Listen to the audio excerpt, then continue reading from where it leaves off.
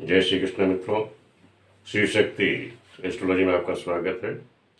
अब मैं आपको बताऊंगा, जैसे दैनिक भविष्यवाणियों के बारे में बता रहा हूँ आपको। पहले मैंने चंद्र कानल के बारे में बताया था आपको। आज इसी तरह सूर्य जो कालनल है उसके द्वारा आप कैसे फलित बताओगे, किस तरह से कोई यात्रा में जा रहा है, युद्ध में जा रहा है, विवाद में जा रहा है, तो उसमें आप कैसे बताएंगे। कोई बीमार पड़ गया, वो ठीक होगा तो कब होगा, क्या स्थिति है उसकी, इसके बारे में कैसे आप बताएंगे। तो ये समझ लो, आपको मैं जो बता रहा हूँ ये जो नक्षत्र ज्योतिष है, ये जो नक्षत्र ज्योतिष फलित का ही आधार है। तो आपको फलित ज्योतिष करना है। फलित ज्योतिष आप जानते हो कि नक्षत्र ज्योतिष का सबसे बड़ा महत्व है।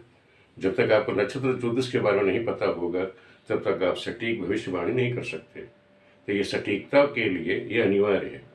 जैसे चंद्र का नल है, सूर्य का नल है, यम का नल है, तो ये सब बताऊंगा मैं आपको।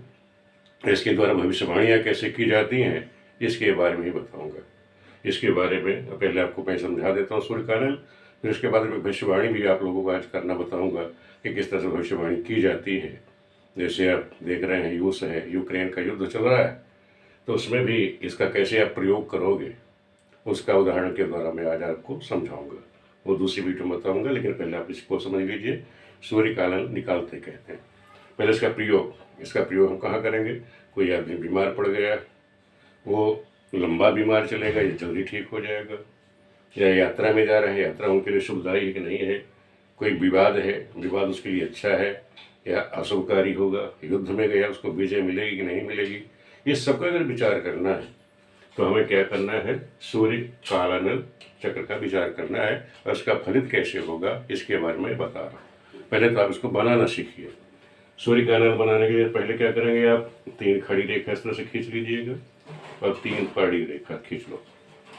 और जहाँ आपकी खड़ी रेखा है, जैसे त्रिशूल हमने चंद्रानल में बनाया था, इसी तरह तीनों रेखाओं पे ये त्रिशूल बना दीजिए। त्रिशूल के नीचे ये आप बना दीजिए सिंह रेखा। और उसके बाद जहाँ पे तीनों रेखाएं मिली हैं, 2 खड़ी बड़ी रेखा इस तरह से, 2 इस तरह से आप रेखा खींच दीजिएगा। और फिर हम क्रम से क्या करेंगे, ये जो त्रिशूल है, त्रिशूल का जो तीनों ये मूल है, तीनों का जो जड़, जैसे त्रिशूल खड़ा होता है उसका ये मूल कहलाएगा। तो त्रिशूल का ये जो मूल है, इसका जो बीच की जो रेखा है, यहाँ से हम नक्षत्र की गिनती प्रारंभ करते हैं। ध्यान रखना, सूर्य कालन में जैसे चंद्र कालन में था, त्रिशूल जो बीच का था उसमें से अपनी गिनती शुरू करी थी। यहाँ क्या है, जो त्रिशूल हमारे बने हैं, इन तीनों त्रिशूल के जो मध्य में रेखा है, उसका जो मध्य का भाग है, यहाँ से हम जो जिस जन्म बच्चे का जन्म है, जन्म नक्षत्र ले लो, चाहे पुकारने का नक्षत्र, नाम नक्षत्र का ले लो, जहाँ से उस दिन का नक्षत्र, ये तो गलत हो गया। ये है कि जिस दिन का आपका विचार करना है वो नक्षत्र आप यहाँ लिखोगे, वहाँ से गिनती आप प्रारंभ करोगे। और जो उसका जन्म है, जन्म नक्षत्र है, नाम नक्षत्र है, वो कहाँ पड़ रहा है, उसी तरह से उस फल का हम विवरण करेंगे, उसको फल बताएंगे। जैसे हम बता देते पहले आपको कि अगर ये त्रिशूल में, जैसे त्रिशूल वाली रेखा के मूल में कोई नक्षत्र आपने गिनती करी, जैसे रेवती है, और किसी बच्चे का नक्षत्र रेवती ही पड़ गया, तो वो क्या होगा, उसके लिए हानिप्रद होगा। ये त्रिशूल है वो तो हानिप्रद होगा। द्वितीय पड़ेगा तो हानिप्रद होगा। 28वां नक्षत्र पड़ेगा तो हानिप्रद होगा। यानी कि हम त्रिशूल के मूल में कोई भी नक्षत्र पड़ेगा किसी का, चाहे जन्म नक्षत्र पड़े, पुकारने नक्षत्र पड़े, तो अशुभ फलदायक होगा। तीसरा, दूसरी बात आप समझ लीजिए, अगर ये त्रिशूल के जो अंक पड़े, अगर ये पड़ता है, यानी जन्म जो दिन आप ले रहे हैं, जिस दिन का आप भविष्य करने जा रहे हैं, वो नक्षत्र क्या है, जो सूर्य का जो गोचर नक्षत्र है। ध्यान रखो, यहाँ पे 2 नक्षत्र हम ले रहे हैं, सूर्य का जो गोचर नक्षत्र है वो हम लेंगे। सूर्य के गोचर नक्षत्र से और जन्म नक्षत्र या पुकारने का जो नक्षत्र है, अगर वो 11, 10, 11, 12, 13, 14, 15, 16, 17, 18, 19 और 20 पड़ता है तो अशुभ होगा। फिर समझ लो 10 से लेकर के 20 तक अगर पड़ता है तो वो अशुभ होगा। शेष 3, 4, 5, 6 और 7, 8, 9 और 21, 22, 23, 24, 25, 26 और 27, ये अगर नक्षत्र पढ़ते हैं तो ये शुभ फल देंगे। ये समझ लीजिए, दोनों सिंह रेखा में पड़ता है, इसको सिंह रेखा कहते हैं। सिंह रेखा में पड़ेगा तो अशुभ होगा। त्रिशूल के कोने में पड़ेगा तो अशुभ होगा, मृत्यु या पराजय मिलेगी। अन्य रेखाओं में बता, जहाँ अन्य रेखाएं जो है, इन अन्य रेखाओं में पड़ेगा तो वो अभिष्ट से धनी विजय लाभ और धन लाभ देगा। तो इस तरह से आपने चक्र बना लिया और इसका फलित आपने समझ लिया। अब मैं एक उदाहरण के द्वारा आपको समझा रहा कि 4 अप्रैल 2022 में सूर्य गोचर कर रहा है रेवती नक्षत्र में। जब आप देखोगे तो वहाँ देख रहे हो मीन राशि के 20 डिग्री ये चल चुका है, यानी 20 डिग्री मतलब एक नक्षत्र मैंने आपको बताया हुआ 13 अंश का होता है। अगर 30 अंश हो जाएंगे तो ये मीन राशि पूरी कर लेगा। इसलिए अगर आप इसमें 13 अंश उसमें पूरी के राशि में से घटाओगे तो एक 17 के आसपास है, तो एक 17 से यानी 11-17 से ज़्यादा ऊपर हो गया, तो इसलिए रेवती नक्षत्र आ गया आपका। तो सूर्य समय रेवती नक्षत्र में गोचर कर रहा है। अब हमें क्या देखना है कि मान लो कोई आदमी यात्रा के लिए जा रहा है या युद्ध विवाद के लिए जा रहा है, यात्रा में जा रहा है, या कोई बीमार पड़ गया, अब हमें उसका विचार करना है। ये 4 लोगों का मैंने उदाहरण ले लिया है, आप इसको समझ लें। सबसे पहले कि आपका रेवती नक्षत्र है, तो रेवती नक्षत्र से आप संख्या शुरू करेंगे कि रेवती नक्षत्र नंबर 1 हो जाएगा, अश्विनी 2, भरणी 3, कृतिका 4, रोहिणी 5, वृषभ 6, आद्रा 7, पुनर्वसु 8, पुष्य 9, अश्लेषा 10 और मघा 11, पूर्वा फाल्गुनी 12। इसी तरह क्रम से लिखते हुए पूरे 28 नक्षत्र जैसे हम लिखते हैं उसे आप लिख लेना, पूर्वा भाद्रपद और उत्तरा भाद्रपद, ये पूरे 28 जैसे नक्षत्र हम लिखते आए हैं। लेकिन इसमें ध्यान रखना, इसमें अभिजित नहीं लेना है, 28 ही हटेगा, 28 नक्षत्र पूरे उसी तरह आप क्रम से लिख लीजिएगा। जब का क्रम से आपने लिख लिया और सबका क्रम डाल देना। हम 4 उदाहरण लेके चल रहे हैं। मान लो 4 लोग हैं, एक सुनील नाम का, एक दुर्गेश है, एक मनीष है, या भारत है। ये 4 बच्चे जा रहे हैं, अपनी यात्रा के लिए निकल रहे हैं या युद्ध विवाद के लिए जा रहे हैं, तो इनके लिए ये दिन कैसा होगा, यानी 4 अप्रैल 22 में इनका दिन इनके लिए अच्छा है या बुरा है, इसका हम कैसे विचार करेंगे। तो ध्यान रखो, सुनील का नक्षत्र क्या होगा, जहाँ तो सदभिघ्न नक्षत्र बनेगा, दुर्गेश का उत्तर भाद्रपद बनेगा, मनीष का मघा बनेगा, भारत का मूल नक्षत्र बनेगा। अब ये नक्षत्र तो बन गए। अब आप देखिए कि रेवती से ये सदभिघ्न नक्षत्र कौन सा है, रेवती से लेके सदभिघ्न नक्षत्र का क्रम से गिनोगे तो सदभिघ्न नक्षत्र आएगा 26वां। तो इसी तरह सुन के नीचे आपने 26वां नक्षत्र लिख दिया। अब हमें देखना कि रेवती से लेकर के दुर्गेश का जो उत्तरा भाद्रपद नक्षत्र है कौन सा पड़ेगा, उत्तरा भाद्रपद 28वां नक्षत्र है। तो 28वां नक्षत्र इस तरह लिख लीजिए, उसके नाम के नीचे 28वां नक्षत्र है। मनीष मघा नक्षत्र में है, तो मघा रेवती से मघा कौन सा पड़ेगा, 11वां नक्षत्र है, तो इसलिए आप 11वां नक्षत्र यहाँ नोट कर लो।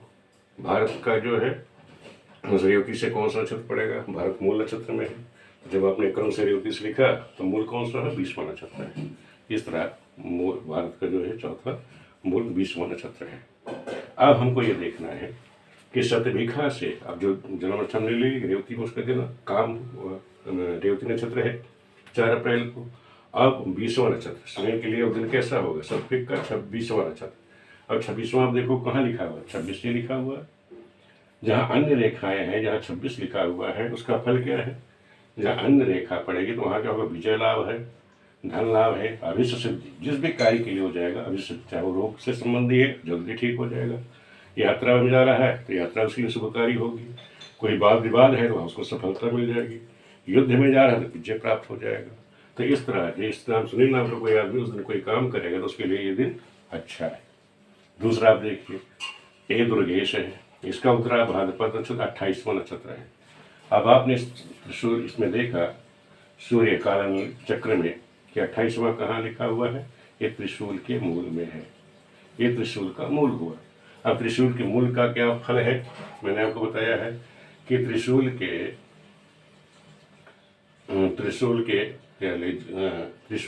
रेखा के अगर मूल में जन्म नक्षत्र या नाम नक्षत्र पड़ता तो क्या होगा, चिंता है, मृत्यु है, बंधन है।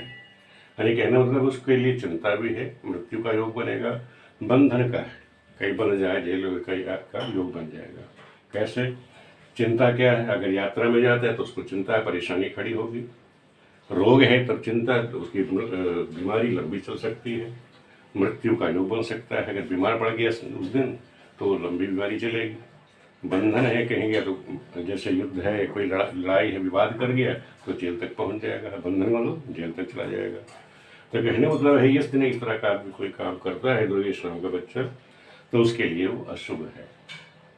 अब एक बच्चा दूसरा है मनीष नाम का, मान लो कोई है, तो उसका बताया मैंने, मनीष नाम का उसका 11वां नक्षत्र है। अब 11वां नक्षत्र आप देखिए यहाँ सूर्य कार्यालय में, सूर्य कार्यालय चक्र में आपने देखा कि 11वां नक्षत्र कहाँ पड़ा, त्रिशूल पे पड़ रहा है। अब त्रिशूल पे पड़ेगा तो क्या फल देगा, त्रिशूल में अगर किसी के जन्म नक्षत्र या नाम नक्षत्र पड़ेगा क्या होगा, मृत्यु और पराजय।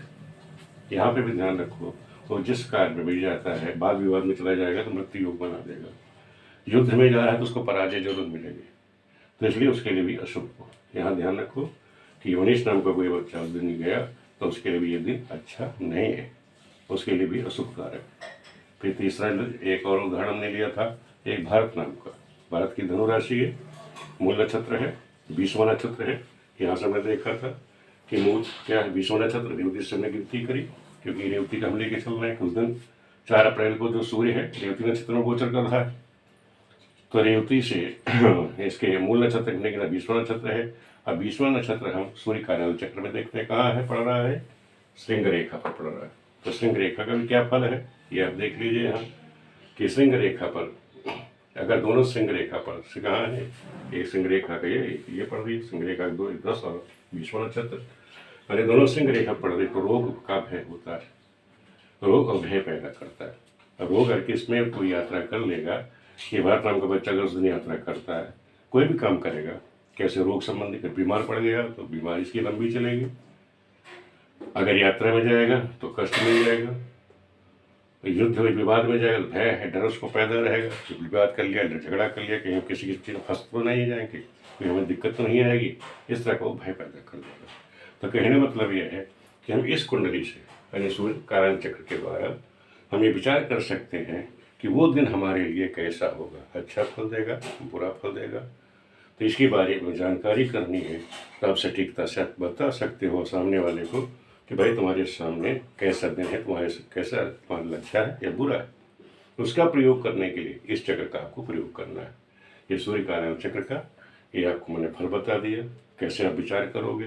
दूसरा ये भी देख सकते हो सूर्य से जो बताया ना रेवती नक्षत्र, सूर्य कहाँ भ्रमण कर रहा है, रेवती नक्षत्र से। सूर्य नक्षत्र से चाहे जन्म नक्षत्र हो चाहे नाम का नक्षत्र हो, वहाँ से गिनते ये ध्यान रखो, पहला दूसरा यानी 1 2 पहला दूसरा, और 10वां ये 10वां बताया ना श्रृंग, 10वां 10 से लेकर के 20 तक यानी 10 से लेकर के 20 तक नक्षत्र, फिर 28 लास्ट में 28वां।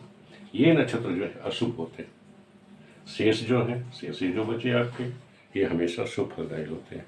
तो आप डायरेक्ट इस तक को भी नोट कर सकते हो कि 1 2 10 11 12 13 14 15 16 17 18 19 और 20 और 28वां ये नाम यानी गोचर से जो उस दिन आपने नक्षत्र लिया उस सूर्य नक्षत्र से अगर ये गोचर पड़ रहा है, ये नक्षत्र इतने पड़ रहा है, संख्या पड़ रही है तो वह शुभ है और शेष जो है वो शुभकारी है।